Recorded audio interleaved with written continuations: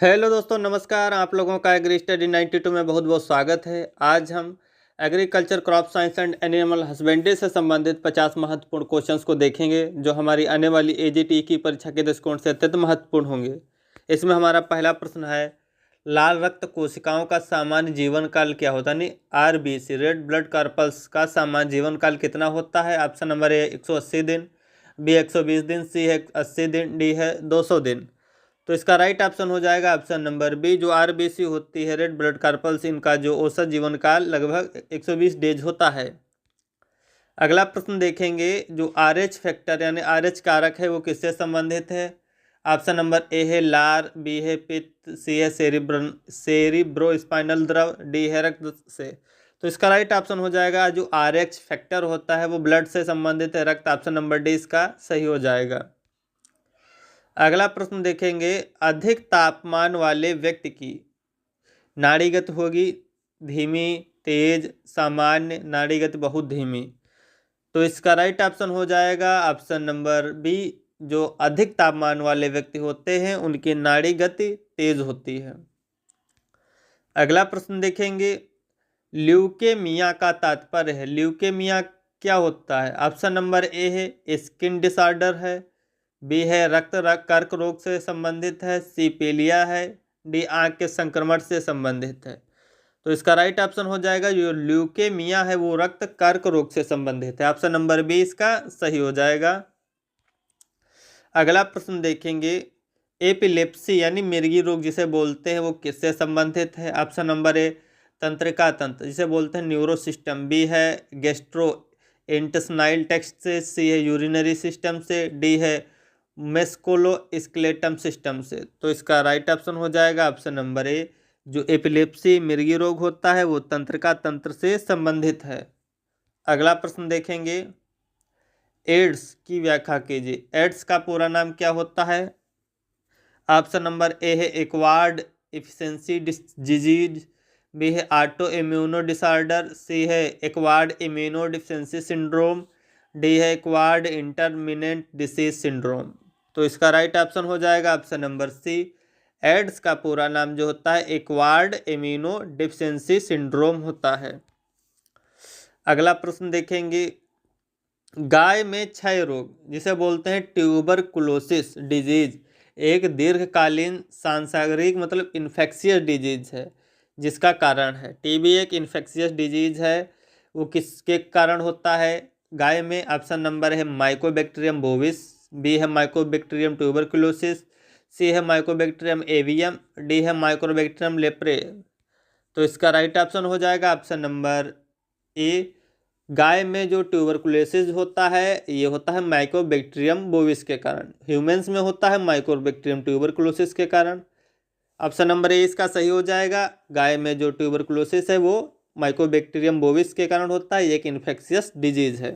अगला प्रश्न देखेंगे, मांस उत्पादन के लिए पक्षियों का पालना क्या कहलाता है? जब हम पक्षियों को मांस के लिए पालते हैं उसे क्या बोलते हैं? Option number A layer, B है ब्रॉयलर, सी है कर्ल्ड, डी है इनमें से कोई नहीं।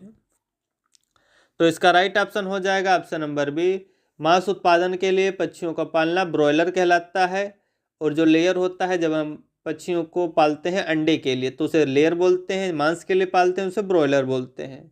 ये टर्मिनोलॉजी पोल्ट्री से संबंधित है। अगला प्रश्न देखेंगे, सर्वाधिक मात्रा में सीमेन का परित्याग कौन करता है? मतलब सीमेन का परित्याग किसके द्वारा किया जाता है? ऑप्शन नंबर है पोल्ट्री के द्वारा, बी है सुअर के द्वारा, सी है रेम के द्वारा, डी है मवेशी के द्वारा। तो इसका राइट ऑप्शन हो जाएगा ऑप्शन नंबर बी, सर्वाधिक मात्रा में जो सीमेन होता है सुअर के द्वारा परित्याग किया जाता है। ऑप्शन नंबर बी इसका सही हो जाएगा। अगला प्रश्न देखेंगे, दूध में पाई जाने वाली शर्करा है, दूध में कौन सी शर्करा पाई जाती है? Option number A fructose, B sucrose, D lactose, D mannose. तो इसका राइट ऑप्शन हो जाएगा ऑप्शन नंबर सी, जो लैक्टोज शर्करा है वो दूध में पाई जाती है। अगला प्रश्न देखेंगे, विश्व में कुत्ते की सबसे छोटी नस्ल है ड्वार्फेस्ट वैरायटी ऑफ डॉग कौन सी है? ऑप्शन नंबर ए इसमें दिया हुआ है चोचो, बी चिहुआ, सी पग, डी पोमेरियन। तो इसका राइट ऑप्शन हो जाएगा ऑप्शन नंबर बी। विश्व में कुत्ते की जो सबसे छोटी नस्ल है वो चिहुआ है। अगला प्रश्न देखेंगे, पश्मीना है, पश्मीना क्या है? आप ऑप्शन नंबर है, अंगोल बकरी के बाल को पश्मीना बोलते हैं, बी भैंस के बाल, सी कश्मीरी बकरी के बाल, डी बकरी का मांस। तो इसका राइट ऑप्शन हो जाएगा ऑप्शन नंबर सी, जो कश्मीरी बकरी के बाल होते हैं उसको पश्मीना बोलते हैं। अगला प्रश्न देखेंगे, भारतीय ऊंट में पाया जाता, भारतीय ऊंट जो होता है उसमें पाया जाता है सिंगल हम्प, बी है डबल हम्प, सी है ट्रिपल हम्प, डी इनमें से कोई नहीं। तो इसका राइट ऑप्शन हो जाएगा ऑप्शन नंबर है, जो भारतीय ऊंट होता है उसमें सिंगल हम्प पाया जाता है। अगला प्रश्न देखेंगे, निम्न पशुओं में से एक अविभाजित खुर पाया जाता है, ऐसा कौन सा जानवर है जिसमें खुर डिवाइडेड नहीं होता है, अनडिवाइडेड हूफ यानी खुर पाए जाते हैं? ऑप्शन नंबर है, घोड़े में, बी गाय में, सी भैंस में, डी भेड़ में। ऑप्शन नंबर इसका सही हो जाएगा ए, जो घोड़ा होता है उसमें अनडिवाइडेड हूफ पाए जाते हैं। अगला प्रश्न देखेंगे, भैंस के दूध का रंग होता है, भैंस के दूध का रंग कैसा होता है? ऑप्शन नंबर ए है इसमें सफ़ेद, बी है पीला, सी है पीला, डी है लाल।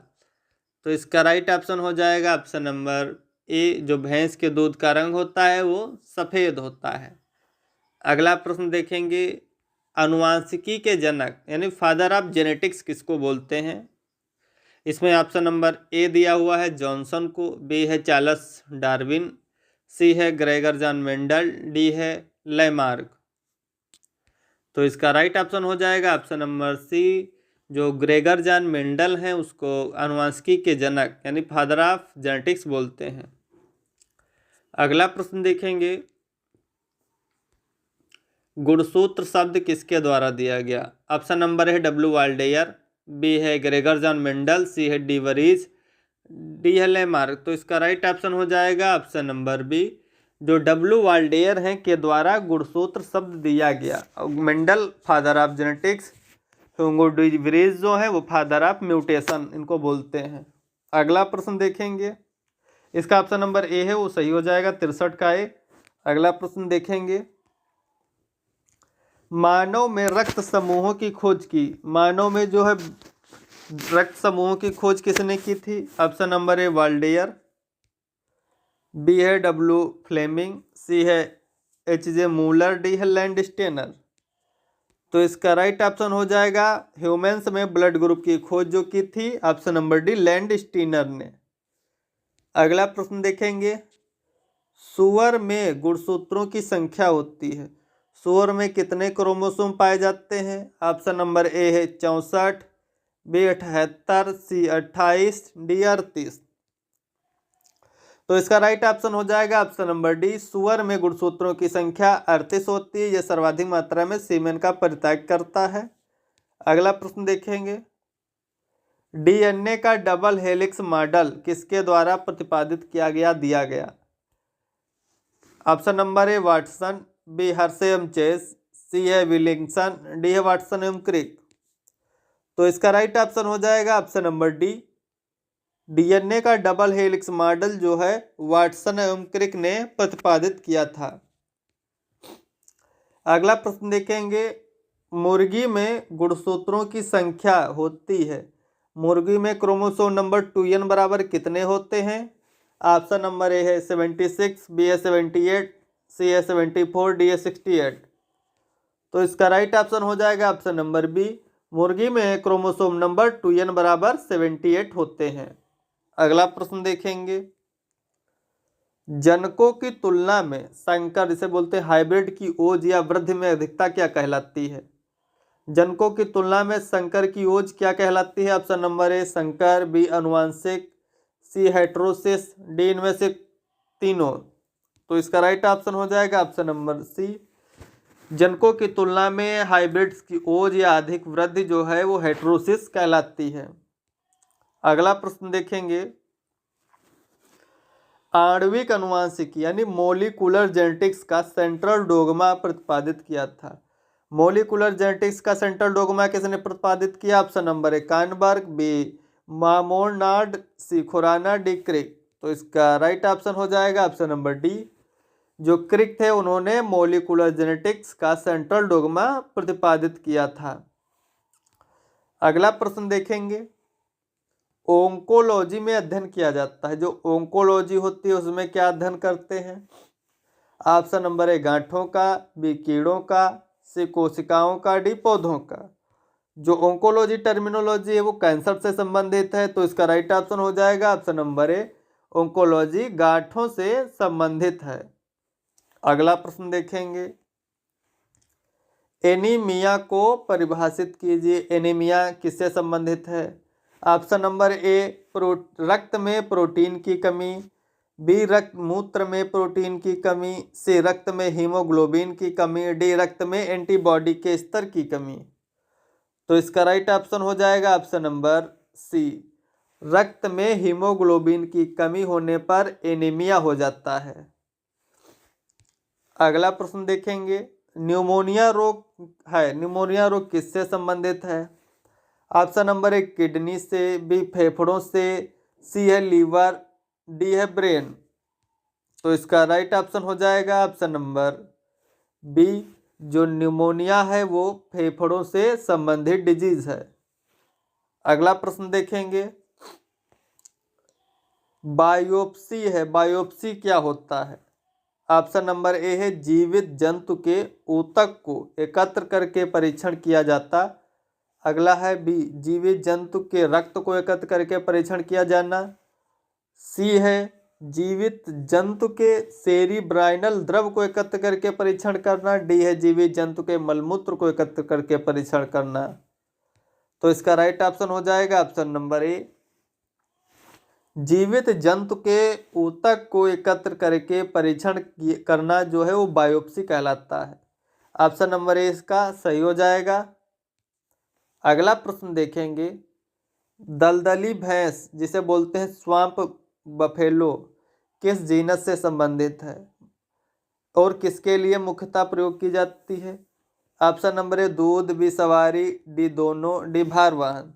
तो इसका राइट ऑप्शन हो जाएगा, जो दलदली भैंस है उसे स्वाम्प बफेलो बोलते हैं, वो सेरस जीनस से संबंधित है और ये भारवाहन के लिए यूज की जाती है। अगला प्रश्न देखेंगे, कौन सा पशु यूरिया को प्रोटीन स्रोत के रूप में नहीं यूज कर सकता है? ऐसा कौन सा पशु है जो यूरिया को प्रोटीन स्रोत के रूप में नहीं ले सकता है? ऑप्शन नंबर ए भेड़, ओविसेरिस, बी घोड़ा, सी ऊंट, डी गाय। तो इसका राइट ऑप्शन हो जाएगा ऑप्शन नंबर बी, जो घोड़ा होता है वो यूरिया को प्रोटीन स्रोत के रूप में नहीं यूज कर सकता है। अगला प्रश्न देखेंगे, कोशिका की खोज किसने की थी? Option number A Robert Hooke, B Priestley, C von Mohl, D Leeuwenhoek. तो इसका राइट ऑप्शन हो जाएगा, कोशिका की खोज जो है रॉबर्ट हुक ने की थी और जो जीवित कोशिका होती है उसकी खोज एंटोनी ल्यूवेनहॉक ने की थी और रॉबर्ट ब्राउन ने केंद्रक की खोज की थी। तो इसका राइट ऑप्शन हो जाएगा option number A, Robert hook ने कोशिका की खोज की थी। अगला प्रश्न देखेंगे, डीएनए और आरएनए में पाया जाता है। डीएनए को बोलते हैं डीऑक्सीराइबोज न्यूक्लिक एसिड, आरएनए को बोलते हैं राइबोज न्यूक्लिक एसिड। इनमें क्या पाया जाता है? Option number A adenine, B guanine, C adenine और ग्वानिन, बी है साइटोसिन। तो इसका राइट ऑप्शन हो जाएगा ऑप्शन नंबर सी, डीएनए और आरएनए में एडेनिन और ग्वानिन पाए जाते हैं। अगला प्रश्न देखेंगे, जीवन की आधारभूत इकाई क्या है? ऑप्शन नंबर ए कोशिका, बी जीवद्रव्य, सी डीएनए, डी जीन। जीवन की जो आधारभूत इकाई है उसको बोलते हैं सेल, यानी कोशिका जो है जीवन की आधारभूत इकाई है। अगला प्रश्न देखेंगे, हेरिडिटेरी ट्रांसमिशन यानी जो अनुवांशिक ट्रांसमिशन होता है, जीन्स का ट्रांसफर होना, वो किससे संबंधित है? ऑप्शन नंबर ए लैंगिक प्रजनन, बी पॉलीप्लॉइडी, सी है माइटोटिक विभाजन, डी है गुणसूत्रों का अलग होना। तो इसका राइट ऑप्शन हो जाएगा ऑप्शन नंबर डी, क्रोमोसोम्स यानी गुणसूत्रों का अलग होना हेरिडिटेरी ट्रांसमिशन कहलाता है। Transfer of chromosome one generation to another generation known as hereditary transmission. इसका डी ऑप्शन सही हो जाएगा। गुणसूत्र का अलग होना हेरिडिटरी ट्रांसमिशन कहलाता है। अगला प्रश्न देखेंगे, ग्रामीण भारत में मवेशी सुधार हेतु प्रथम संगठित योजना थी। ग्रामीण भारत में मवेशियों के सुधार के लिए कौन सी प्रथम संगठित योजना थी? Option number A grading, B Operation Flood, C है कीविलेज स्कीम, डी है इंटीग्रेटेड मवेशी विकास योजना यानी समन्वित मवेशी विकास योजना। तो इसका राइट ऑप्शन हो जाएगा ऑप्शन नंबर सी। जो की विलेज योजना थी वो भारत में मवेशी सुधार है तो प्रथम संगठित योजना थी। अगला प्रश्न देखेंगे, ऑर्गेनिक वेरिएशन का अंतिम स्रोत है। ऑर्गेनिक वेरिएशन का क्या अंतिम स्रोत है? ऑप्शन नंबर ए है लैंगिक प्रजनन, बी है प्राकृतिक चयन, सी है उत्परिवर्तन, डी है क्रॉस ब्रीडिंग। तो इसका राइट ऑप्शन हो जाएगा option number B, natural selection यानी प्राकृतिक जो चयन है वो ऑर्गेनिक वेरिएशन का अंतिम स्रोत है।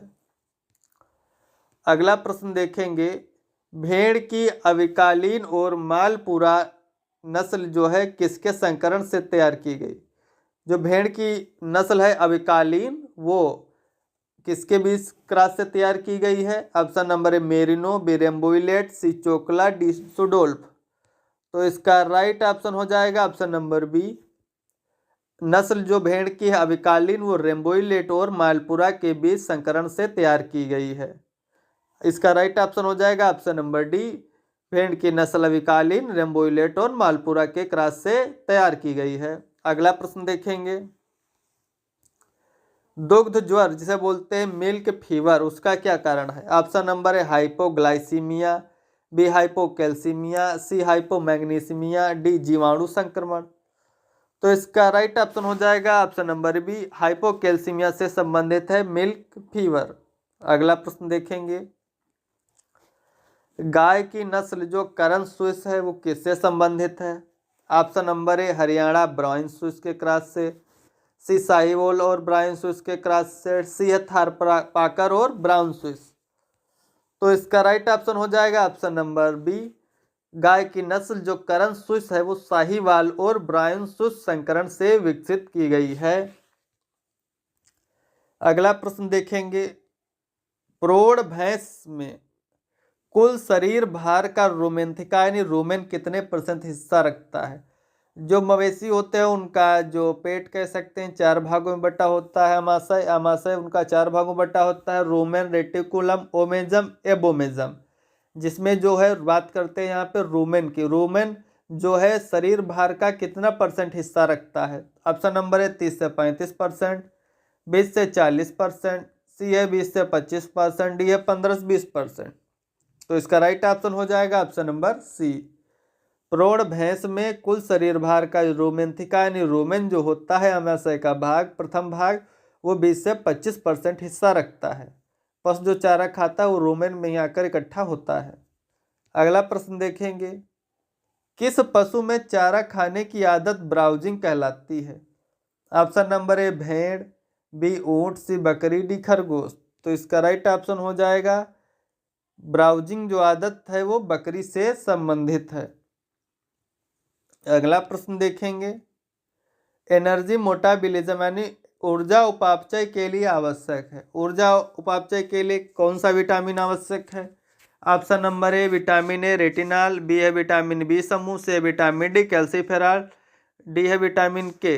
तो इसका राइट ऑप्शन हो जाएगा ऑप्शन नंबर बी, जो विटामिन बी समूह होता है वो एनर्जी मेटाबॉलिज्म से के लिए आवश्यक है। अगला प्रश्न देखेंगे, कोप्रोफेजी सामान्य आदत है। ब्राउजिंग आदत होती है बकरी की, कोप्रोफेजी किसकी सामान्य आदत है? ऑप्शन नंबर है हाथी, बी खरगोश, सी बिल्ली, डी घोड़ा। तो इसका राइट ऑप्शन हो जाएगा ऑप्शन नंबर बी, जो कोप्रोफेजी है वो खरगोश की सामान्य आदत है। अगला प्रश्न देखेंगे, किस तत्व की कमी के कारण रिकेट्स होता है? रिकेट्स किसकी कमी के कारण होता है? Option number A calcium, B vitamin D, C दोनों, डी इनमें से कोई नहीं। तो इसका राइट ऑप्शन हो जाएगा दोनों। जो रिकेट्स होता है वो हड्डियों की बीमारी से संबंधित है। कैल्शियम और विटामिन डी यानी कैल्सीफेरॉल दोनों से संबंधित है। अगला प्रश्न देखेंगे, किसकी कमी के कारण पिगलेट एनीमिया होता है? पिगलेट एनीमिया किसकी कमी से होता है? Option number A copper, B लोहा, सी कोबाल्ट, डी तीनों में से कोई नहीं। तो इसका राइट ऑप्शन हो जाएगा ऑप्शन नंबर बी। जो पिगलेट एनीमिया है वो लोहे की कमी से होती है। Thanks for watching, please like and subscribe my channel.